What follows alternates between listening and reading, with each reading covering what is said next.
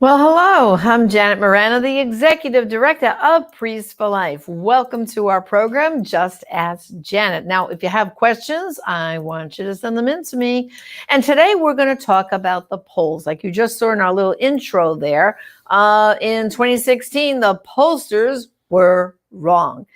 Well, joining me today is a dear friend of mine and Father Pavone's. His name is Dr. Michael New. He's a professor at Catholic University in Washington, D.C., but he has been analyzing polls. Actually, he started doing this, and he's going to tell you a little bit more about it for the pro-life movement, but he also really analyzes the political polls. And right now, I think, especially people who are supporting our president and supporting the election, re-election of the most pro-life president, they're kind of getting nervous about the polls. So right now, let's welcome to our program, Dr. Michael New. Michael, welcome to the program. Janet, thank you for having me. Glad to have you. So you were starting to tell me how you first got into analyzing polls. So tell our viewers. Yeah, sure. In 2004, the Heritage Foundation published a study of mine on the impact of different kind of state-level pro-life laws. And this bit of research was very interesting to pro-lifers. And I realized that the pro-life movement didn't really have a lot of people writing about the social science. And because of my academic background, I have a PhD in political science. I have a master's degree in statistics. I'm familiar with polls. I see a lot of polls. And I thought I had some insightful things to say. So I started writing about polling data, both as it pertains to elections and pertaining to public opinion on pro-life issues. So anytime a poll comes out, especially a poll I think is misleading or confusing, I usually hop on to National Review Online or another conservative or Christian or pro-life website and try to set the record straight. And so when you look at, like right now with this election, first of all, we can reflect back what happened with Clinton and Trump, right, in 2016. But I mean, explain to our viewers just a little basic, when you look at a poll, what do you look at? Like, how do you determine how valid is this by the sample? Are these likely voters? Are these registered voters? Are these voters who voted in 2016 to now? Give us some of the background about, depending on the poll, what does it really mean? Well, sure. A lot of the polls that you see getting a lot of media coverage, in my opinion, are really not terribly helpful for a couple of reasons. First off, what general public opinion is not terribly helpful. I really don't care what people think. I care about what voters think. And a lot of these polls just look at the general public. They don't really sort out likely voters. And some of the more sophisticated polls actually look at people who voted previously, because people who voted previously are actually likely to vote again. And I think when you look at these polls of likely voters or previous voters, they indicate a much closer race than some of the other polls. Another reason why a lot of the polls are confusing is because we don't elect the president through a national popular vote. We elect the president through the Electoral College. And, right, national polls pick up a lot of people whose votes, frankly, are not going to be all that pivotal. I mean, very likely Joe Biden's going to win Vermont. It's very likely that Donald Trump's going to win Alabama. The states that are going to make a difference are places like Michigan and Wisconsin and Pennsylvania and Florida.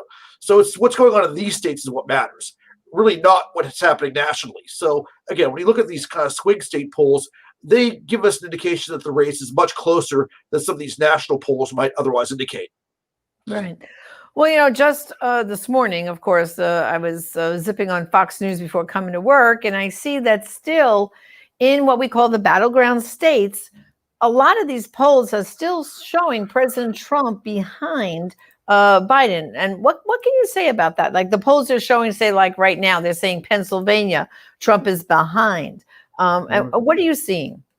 Well, if you look at what happened back in 2016, the polls also showed that Donald Trump was behind. And the polls turned out to be wrong. That was for several reasons. First off, in 2016, undecided voters and third-party voters at the end of the day decided to broke very heavily for President Trump. That's one thing. Another thing that we know is that when people are contacted by a pollster, sometimes they're inclined to give what they feel is a politically correct or a kind of a socially acceptable answer. And in some parts of the country, some people might be reluctant to tell a pollster that they're voting for President Trump. So I think the polls are kind of understanding his performance for that reason.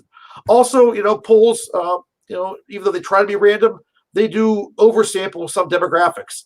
And I think conversely, undersample certain demographics that are likely to support President Trump. We know that people with kind of college degrees, for instance, are more likely to vote talk to a pollster. And individuals with college degrees are a demographic that skews toward Joe Biden.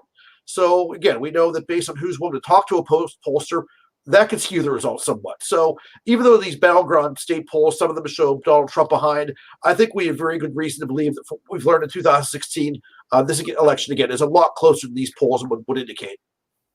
That's right. Well, of course, I mean, I don't think I've ever been called by a pollster myself, ever. And when I think about what I use as my, what we say, barometer is, I look at President Trump's rallies. Yep. I mean, if you've been, I'm sure, Dr. New, you've been watching them, and like, it looks to me like he gets average, easy 10,000 people at a rally, and they're still pouring in, and there's no more room for them. Mm-hmm. And now you look at Biden and Harris, and and even Obama, and they have these little drive-in things. And I saw one that was only 20 cars, and then they claimed the one for Obama had 200 cars. But what's that compared to what we're seeing on the ground? Like right now, following my broadcast, we're probably going to bring live President Trump he's not in Pensacola yet. He's in the Villages here in Florida. In fact, Father Pavone's up there, and he's with Right Side Broadcasting, emceeing that event. And here's President Trump going to not one, but two rallies today, hours, apart, jumping back on Air Force One. And the other side, they have these small little gatherings. I mean, what do you have to say about that? Well, I think there is clearly an enthusiasm gap. And we have polling data that backs that up, that they have asked Trump supporters, are you excited or enthusiastic about voting for President Trump? And they've asked the same thing to people who plan to vote for Joe Biden. And a much higher percentage of Trump supporters say they are enthusiastic about going out on election day and voting for President Trump. And that does make a difference. That an enthusiastic voter is more likely to actually vote. Not everybody does vote. Someone who is unenthusiastic or unmotivated might not vote. Also, someone who's enthusiastic is more likely to volunteer. He is more likely to make a donation. He is more likely to bring friends and family to the poll with them. So, I think the enthusiasm gap is a real issue. You are correct. The Trump rallies are attracting many, many, many more people than the events that, the Biden-Harris campaign is putting on. So, again, I think that, enthusiasm makes a difference in these elections. We saw that in 2016. And again, it may well make a difference again in 2020. Right. And so we have some comments coming in here. Maybe I'd like to read one to you. It says, Carmen says, so with all these mail-in ballots, the Democratic scheme of cheating, how long are we going to have to wait to find out who wins? What do you think about that, Dr. New? I really can't predict the future. I will say that, I'm not really comfortable with a lot of these mail-in ballots. I mean, I think an absentee ballot's fine because you request the absentee ballot and it's mailed to you. I really don't like the fact that states are mailing people ballots who aren't requesting them. I think that does open up the door for fraud. But that's so the Republican Party is aware of this. There are lawyers on the ground who will be sure to raise appropriate legal challenges if they think there is a significant amount of vote fraud. One thing I'd encourage everyone to do is that if you're supporting President Trump, make sure he wins by a big margin.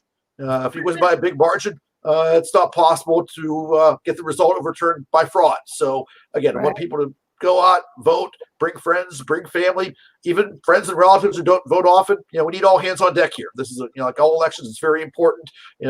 Some people might be inclined to sit this one out. Don't. We need everyone. All hands on deck. If you've never volunteered before, volunteer.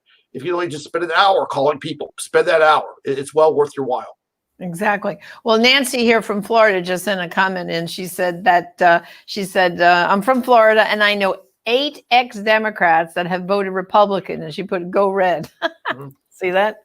So that's some of this effect, don't you think? I mean, I know in 2016, what really took President Trump over the top over Hillary Clinton was he attracted a whole group of first-time voters or people who had not voted in an election in over a decade. Wasn't that one of the statistics?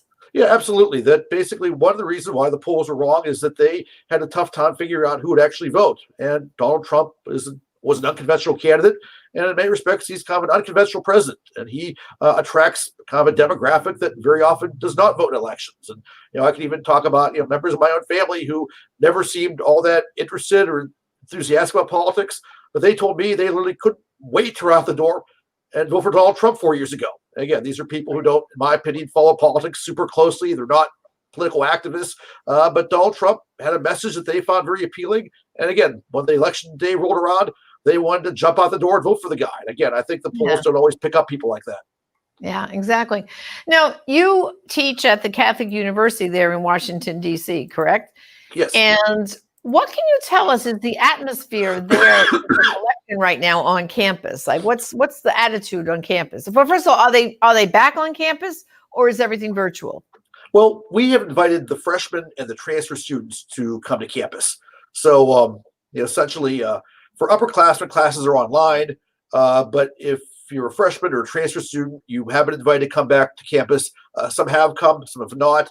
Obviously, the pandemic obviously is kind of putting a little bit of a damper on things.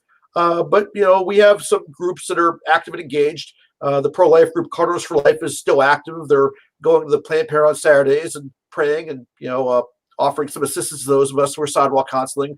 College Republicans and Young Americans for Freedom are still active. A lot of their events are online, but Young Americans for Freedom did a debate watch party last night. So the students who are here are active and engaged. Obviously, political activism takes a bit of a different flavor during a pandemic, but the students who are involved in politics seem motivated, seem excited, looking forward to the election. And again, I haven't really seen, obviously, that what they can do is a little bit different, but I haven't really seen any real difference in their motivation or their enthusiasm. And would you say, because you're teaching at a Catholic university, and of course, as you know, they feel like the Catholic vote is kind of, because Biden is a Catholic, that they think more Catholics are going to swing to Biden. What's the sentiment that you get among the Catholic students there at your university? Well, Catholic University, like a lot of other Catholic universities, does attract a diverse group of students. You do get some people who are very interested in the Catholic faith, but you get people who come because they're interested in one of our academic programs or because they like our location here in Washington, D.C. The one thing I'll say is that when you see these polls of Catholics, the one thing that's very, in my opinion, misleading is that they often don't look at mass attendance all that carefully. That sadly, there are a lot of Catholics out there who do not attend Mass on a weekly basis. So when you look at kind of people who are like weekly Mass attendees, this is a demographic that's skewing very heavily toward President Trump. It's kind of the Christmas and Easter Catholics that tend to be a constituency of Joe Biden. So amongst those students and just among people I know in general who are frequent Mass attendees, they're very pleased with President Trump. They appreciate the great work he's done on sanctity of life issues. They're looking forward to voting for him. It's kind of these lukewarm Catholics who attend Mass around Christmas and Easter, but don't show up much during the rest of the year. They're a demographic that kind of is skewing toward Joe Biden. Right. And so therefore, Dr. New, when they talk about the Catholic vote, unless they incorporate the part you just said about regular Mass attending Catholics, as opposed to someone who just says, I'm Catholic because you were baptized a Catholic, raised a Catholic, and then who knows what happened there. I mean, even myself, I went away from the Catholic Church for 20 years, but I never stopped identifying as a Catholic. Of course, now I've been back for over 25 years with the church. But you know what I'm saying? I get that there's just, even I'm sure Vice President Biden himself, we wouldn't, necessarily, how can he identify as I guess I hate to use the faithful Catholic, practicing Catholic, I don't know what you want to call it, but you can't, like he has 100% pro-abortion voting record and then claim to be in line with the Catholic Church, right?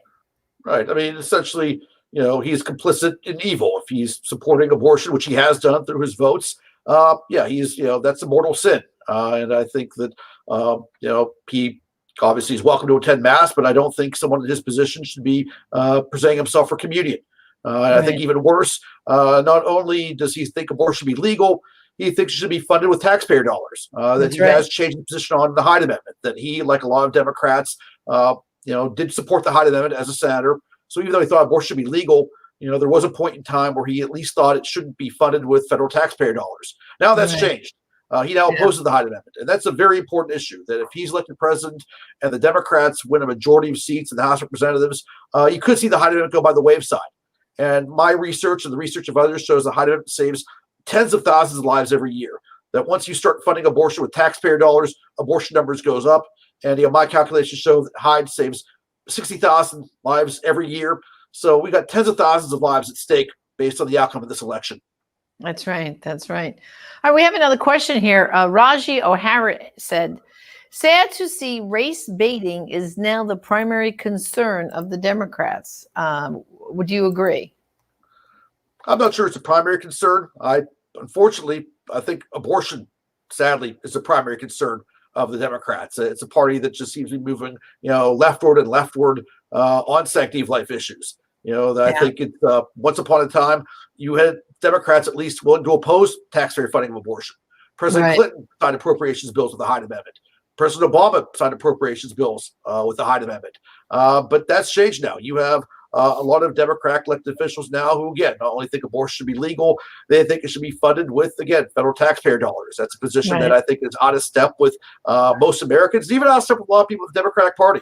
I think that Democrats need some candidates who are going to stand up for the sanctity of life. I think these candidates would do better than a lot of people think. I was really hoping that somebody would emerge. That person probably would not have won a lot of primaries, but would have given the millions of pro-life Democrats out there a voice. And again, I think we need some people to show some leadership and try to win some elections and give the millions of pro-life Democrats out there a voice. Yeah, and when you think about it, isn't it true that Vice President Biden, as a senator, he did vote to keep the Hyde Amendment, and now he's totally flipped on that. He's promised he's going to help get rid of it, right? So that's a real flip-flop, right? Yep. But for Joe Biden, if you kind of look at his career, he's kind of just followed kind of the public opinion within the Democratic Party. That at one point, the mainstream position for a lot of Democrats was abortion should be legal, but by and large, not funded with federal taxpayer dollars. But there's been some demographic shifts in the Democratic Party that, for a long time, part of the kind of coalition of the Democratic Party included a lot of kind of older Catholic voters who came of age during the Great Depression or World War II. These voters tended to be, somewhat liberal on economic issues, but socially conservative. So it made sense for a lot of Democrats to kind of reach out to these voters, and at least if they weren't pro-life, they at least offer to support the Hyde Amendment. Sadly, that generation of Democrats is kind of passing away. If you were 10 when the Great Depression happened, you're in your late 90s or over 100 now. So an older generation of more quote-unquote conservative Democrats has kind of passed away and being replaced with a generation that's kind of a lot more secular and a lot more liberal on these social issues. That people who support legal abortion tend to vote very heavily in Democratic primaries. Biden won to win the Democratic Party's nomination, this past election cycle. So he moved to the left and flip-flopped on the Hyde Amendment. It's just been tragic. Right. And didn't you find, Dr. New, that during the primary debates there, when we had, I don't know, about 12 Democrats on the stage, I found it amazing how they were kind of climbing over each other as to who loved abortion more, and finally they're at the point where now, they're just saying abortion up till birth, no problem, no biggie, right? I mean, isn't that the point we've gotten to? Yeah, then again, there was very little, almost no variation, really. I mean, there was not one major Democratic candidate who came out in favor of the Hyde Amendment this past election, who running for president, who came out in favor of the Hyde Amendment. Right. A couple of them made some statements, vague statements about considering a ban on very late-term abortions, but, typically what they propose are health exemptions that would, render these kinds of limits kind of toothless. So it was interesting. I mean, you had literally 20 Democrats running for president. A lot of them were not serious contenders for the nomination. You would think that just political self-interest, somebody would want to do something different. You're not going to break out of the pack doing what everybody else is doing. You might break out of the pack and do something different. And again, we've calculated there's tens of millions of pro-life Democrats out there who really aren't being represented by anybody. You'd think that some ambitious Democrat would, try to do something a little bit different and get some of those people to vote for him. That 20 million votes goes a long way in a primary. And again, it's not like that candidate would win the nomination, but it would give those pro-life Democrats, a real voice and some visibility and maybe a chance to win elections down the road. Right. And then as far as polling companies concerned, there's so many out there that you hear. Is there one or two polling companies that you would say when you see their predictions for this election, you would say to them, well, I would trust them a little bit more because of fill in the blank reason. Are there any companies that you would say are better than others? I think Rasmussen is a pretty reputable pollster. I think they're worth paying attention to. I didn't mispronounce their name, but the Trafalgar Group, Trafalgar, they actually got the 2016 election correct. They try to do Really? different things to, or very close to it. They were probably the most accurate pollster, and they're predicting that President Trump is doing a lot better than the other pollsters. They're kind of well aware that, Trump voters are reluctant to talk to pollsters. Sometimes they make it clear that the poll is automated. They think if a poll is automated and people are not talking to a live person, they're going to reveal their preferences more accurately. So they have kind of some ways to try to really tease out people's real opinions and not, avoid situations where people are just saying what a pollster might want to hear. So I think that's a pollster worth keeping an eye on. And again, they are predicting that Trump is doing better than a lot of the other pollsters out there. Right. Well, I know what you mean when you say like, oh, well, some people who are voting for Trump are kind of not saying it. And I see that's true even with people who put out yard signs. I know people live in a whole bunch of different states. And like, for example, here in Florida, I live in Brevard County, which is one of the most conservative counties in the state. And so I've got 2 yard signs out there for Trump and one for the sheriff here, Ivy, and no problem, But I have friends who, I posted a picture on Facebook, and I had some friends actually say to me, oh, in my state, I won't put that sign out. Matter of fact, my good friend Mary up in New Jersey, she said, Janet, I can't. The Biden signs are all over my town. If I put that out, I'd be afraid of getting a brick thrown through my window. So there is this fear of the other side, like that they want to attack someone who says they're voting for Trump, right? Yeah, I think there is a lot more kind of social pressure now than there was previously. That I think politics has become very polarizing. People I think are not inclined to think well of their opponents. Again, I think that we live in a very polarized country, and I think that again people are a lot more reluctant to publicly state their views about political issues. So again, I do think there are some quote unquote hidden Trump supporters that some of these polls are not picking up on. Yeah. Now, a couple of people have been asking us questions, Dr. New, about like how soon do you think we're going to know, if this election, are we going to really know? Like traditionally, I always stay up to watch the results. 2016, I was up, I think it must have been around midnight when Trump took, I think it was once he took Ohio, I knew we were going to like sweep the rest of the board there. It was kind of like a sign of victory.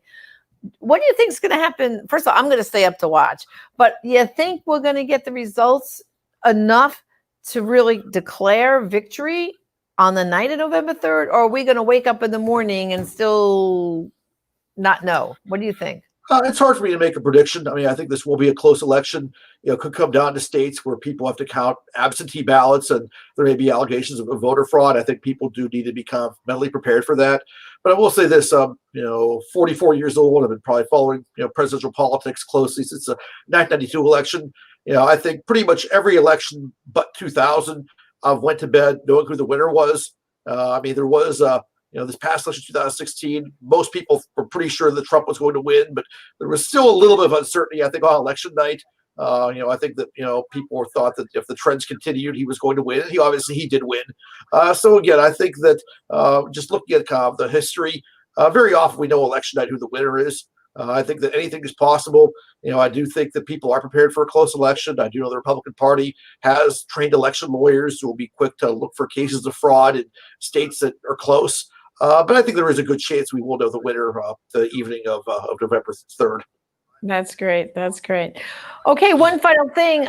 If people are going to look at any polls between now and election night, do you have any recommendations what to ignore or just ignore the polls and just go vote? What would you say? First off, just don't get discouraged no matter what. I mean, polls can be misleading. They can be confusing. Again, if you believe the polls 2016, you would have thought Hillary Clinton had it in the bag, and she didn't. So I would say that whatever the polls show, don't get discouraged. Vote. That's right. Even if President Trump is not doing well in your state, vote for him anyway. Even if you live in a blue state where it looks like Biden is going to win by a large margin, I can guarantee you that even if President Trump won't win your state, you may have good statewide candidates that deserve your support. You certainly have good local candidates that deserve your support. So the better that President Trump does, even these blue states, that does help pro-life people, running in state and local races. So I encourage everyone to vote. I'd say if you can't help yourself and want to look at the polls, pay close attention to the swing state polls. The national polls, in my opinion, just are not terribly helpful. Again, we don't elect the president through a national vote. Right. We it's the Electoral College, and we need to think about places like Wisconsin and Michigan and Pennsylvania and Florida. These are kind of the key states, I think, where the election will be decided. But again, whatever happens, whatever you hear between now and next Tuesday, don't be discouraged. Work as hard as you can, vote, bring friends to vote. Again, the polls can be misleading, they can be distracting. We just have to focus on doing our job and doing it well. Right. And let's not forget that there's a third of the Senate up for re-election and Absolutely. the entire House. And I know, for example, Dr. New, over in California, there's 7 House seats that we have very, very good pro-life Republicans running. And those races are getting tighter and tighter. So what you're saying, I think, is very true. Even if you think you live in what's called a quote, quote, blue state, that you think Biden's going to take it. So what? Go out and vote for Trump and go right down that red line. And who knows, you might pick up a few House seats for pro-life, right? Absolutely. Again, there's good local candidates everywhere. And even, below Congress, even state legislatures, state senators. I mean, That's they right. have a lot of impact on the policy as well. And, we need to keep getting them. One of the reasons why we've passed a lot more pro-life laws in recent years is because Republican and pro-life candidates have done very well in a lot of state legislatures. We've flipped a lot of state legislatures from Democrat to Republican. That makes it much, much easier to get these protective laws passed. So That's right. again, no matter where you live, make sure you vote. Even if you don't think President Trump has a chance to carry your state, vote anyway. You'll be helping out down the ballot candidates who deserve your support. Exactly. Well, Dr. New, I want to thank you for joining me tonight and this afternoon, actually, and all the best. And of course, I'll see you at the next Pro-Life Leaders event, because we always get together at those events. So thanks and God bless. If anybody has any questions, they can follow me on Twitter, and I tweet out commentary analysis, and I'm happy to interact with anybody online. So keep the great work, keep putting a culture of life, and God bless. Thank you. Thank you. Well, brothers and sisters, before we go, I just have a few more reminders for you. This is probably about the last weekend that we can get these out to you on Monday. So you need to place an order today for our party comparison. And this is, again, where it shows the Republican and Democratic Party right from their party platform. You can go to our online store, prolifeproducts.org, and these are absolutely free of charge for you. Our gift to you to get them out there, like Dr. New said, now's the time to push out the vote. And this party comparison, like I said, it takes it right from the party platform on several issues like Planned Parenthood, human life, judges, school choice, sex ed, and foreign assistance. So party comparison in English and Espanol. So request that from us. And of course, we can't forget prayer. And at our prolifeproducts.org store, we also have the prayer card. And finally, I want to remind everybody, I'm going to be wearing this on Election Day. And it says, pray for 45, our president, President Trump. He's the 45th president of the United States. And we want to pray for President Trump. So get to our store, prolifeproducts.org. My staff will be working all weekend and getting the orders out to you as soon as possible. And we've got everything we got to do right now is vote, vote, vote. Once you vote, your job's not done. You've got to get as many other like-minded people out to vote, because every vote is going to count. And I want to see a red wave going across our nation. So thank you for joining us. Again, this is Just Ask Janet. Until next time, God bless.